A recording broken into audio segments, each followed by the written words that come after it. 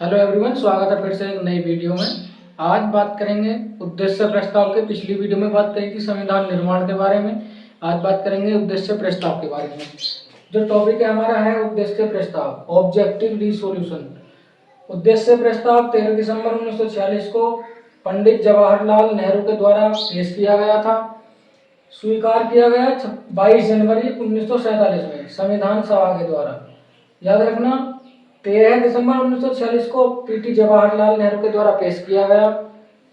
22 जनवरी 1947 को संविधान सभा के द्वारा इसको स्वीकार किया गया। प्रस्तावना या उद्देशिका जो है वो 26 नवंबर 1949 में बनी। लागू जो हुआ 26 जनवरी 1950 को हुआ, पूर्णतः लागू। विचार जो आया था यूएसए से। प्रस्तावना और उद्देशिका का जो प्रस्तावना ली गई है वो यूएसए से ली गई है, अमेरिका से ली गई है, अमेरिका के संविधान से ली गई है। भाषा हमारी ऑस्ट्रेलिया के कॉन्स्टिट्यूशन से ली गई है। संविधान का प्रारूप बीएन राव ने अक्टूबर 1947 में पेश किया था। जो संविधान का प्रारूप बनाया वो बीएन राव के द्वारा अक्टूबर 1947 में बनाकर पेश किया गया। इसमें कुल अनुच्छेद 243 थे और अनुसूची 13 थी। प्रारूप समिति के द्वारा इसको डिस्कस किया गया, पेश किया गया। तो कुल अनुच्छेद 243 है और अनुसूची 13 है। जो हमारी प्रारूप समिति थी जिसके 7 मेंबर थे, उसके द्वारा 243 अनुच्छेद और 13 अनुसूचियां बनाई गई।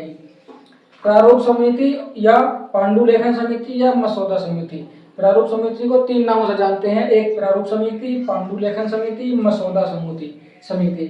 इसको 22 अगस्त 1947 को पेश किया गया, जिसके अध्यक्ष या बनाया गया 22 अगस्त 1947 को, जिसके अध्यक्ष अंबेडकर साहब थे, भीमराव अंबेडकर जी।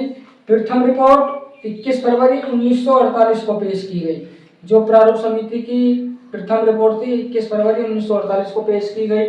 द्वितीय रिपोर्ट 26 अक्टूबर 1948 को पेश की गई।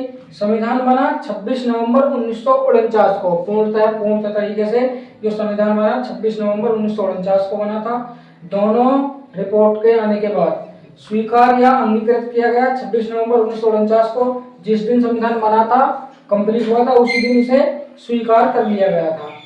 कुल अनुच्छेद थे 395 जब संविधान पूर्णतः बनकर तैयार हुआ। अनुसूची थी 8 और भाग थे 22। ये पुराने जो संविधान बनकर तैयार हुआ था 26 नवंबर 1949 को, तब के अनुच्छेद, अनुसूची और भाग हैं। लेकिन वर्तमान में इनकी संख्या बदल गई है। जैसे कि वर्तमान में जो है अनुच्छेद 470 है, अनुसूची जो है वो 12 है और भाग हैं 22। और जो हमारी प्रारूप समिति थी जिसमें 7 सदस्य थे, जो 22 अगस्त 1947 को बनी, इसमें जो 7 सदस्य थे उसमें नंबर 1 डॉक्टर भीमराव अंबेडकर थी, जो इसके अध्यक्ष थे। दूसरे अल्लादी कृष्ण स्वामी अयंगर। तीसरे हैं एन गोपाल स्वामी अयंगर। नंबर 4 पर हैं कन्हैयालाल माणिक्यलाल मुंशी। अगले हैं मोहम्मद सादुल्ला। अगले एन माधवराव, जो बी एन मित्तल के स्थान पर आए थे।